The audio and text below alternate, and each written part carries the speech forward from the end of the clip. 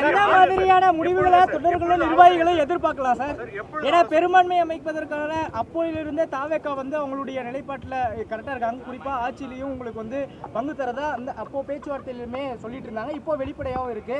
இதுல கட்சியினுடைய தலைவராக திருமாவளவனுடைய நிலைப்பாடு எப்படி இருக்கும்? மக்கள் என்ன எதிர்பார்க்கலாம்? இல்லைன்னா ஒரு எல்லோருக்குமான தலைவர் அம்பேத்கர் என்கிற நூல் வெளியீட்டு விழாவிலேயே திரு விஜய் அவர்கள் வெளிப்படையாக விடுதலை சிறுத்தைகளுக்கு அழைப்பு விடுத்தார். திருமாவளவன் அவர்கள் எங்கே இருந்தாலும் அவருடைய உள்ளம் இங்கேதான் இருக்கும் என்று அந்த கூட்டத்தில் வெளிப்படையாக அறிவித்தார். அது எங்களை அழைப்பதற்கு உரிய ஒரு செய்தியாகத்தான் புரிந்து கொண்டோம். ஆனால் எங்களால் தாவேகா கூட்டணியில் இடம்பெறும் சூழல்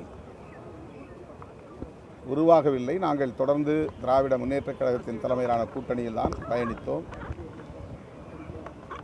ஆகவே அதை ஒரு நிபந்தனையாக நாங்கள் தருகிற ஆதரவை ஒரு நிபந்தனை ஆதரவாக தருவதில் எங்களுக்கு உடன்பாடில்லை. 2 இடங்களை பெற்றிருக்கிற நிலையில் எங்களுக்கு அமைச்சரவையில் இடம் தர வேண்டும், அப்படி என்றால் தான் நாங்கள் ஆதரவை நல்குவோம் என்றெல்லாம் நாங்கள் நிபந்தனை விதிக்கவில்லை. நிபந்தனையற்ற முறையில் எங்கள் ஆதரவை நாங்கள் நல்கிவிட்டோம். இப்போது விடுதலை சிறுத்தைகளும் அமைச்சரவையில் இடம்பெற வேண்டும் என்று வெளிப்படையான ஒரு அழைப்பு வந்திருக்கிற நிலையில் நாங்கள் கலந்து பேசுவது தவிர்க்க முடியாததாக இருக்கிறது. முன்னணி பொறுப்பாளர்களோடு கலந்து பேசுவோம்.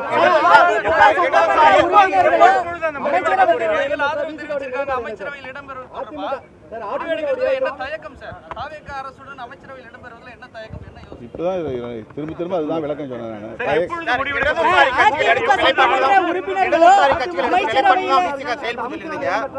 இடதுசாரி கட்சிகள் அமைச்சர் பங்கேற்க தெளிவா சொல்லிட்டாங்க. நீங்க மறுபடியும் ஆலோசிக்கிறீங்க, அதனால உங்களுக்குள்ள முரண்பாடு வராதா? இடதுசாரிகள் என்ன முடிவெடுத்தார்களோ அதே முடிவைத்தான் நாங்களும் எடுத்தோம். 8ஆம் தேதி மாலை 4 மணிக்கு அவர்கள் முடிவை அறிவித்தார்கள். அப்போதே நாங்களும் அறிவிக்க வேண்டும் என்று பலரும் எதிர்பார்த்தார்கள். அந்த எதிர்பார்ப்பு நிகழவில்லை என்பதனால் கடுமையாக விமர்சித்தார்கள். எங்களுக்கும் கட்சி இருக்கிறது, கட்சியில் கட்டமைப்பு இருக்கிறது, ஒரு நடைமுறை விதிகள் இருக்கின்றன. ஆகவே நாங்கள் இடதுசாரிகளிடமே சொன்னது என்னவென்றால், உங்கள் முடிவை ஒட்டி எங்கள் முடிவு இருக்கும், உயர்நிலைக்குழுவில் நாங்கள் கலந்து பேசிய பிறகு அறிவிப்போம் என்று சொல்லியிருந்தோம். 8ஆம் தேதி 9 மணிக்கு இரவு 9 மணிக்குத்தான் உயர்நிலைக்குழு கூட்டம், ஆன்லைன் கூட்டம் நிறைவு பெற்றது.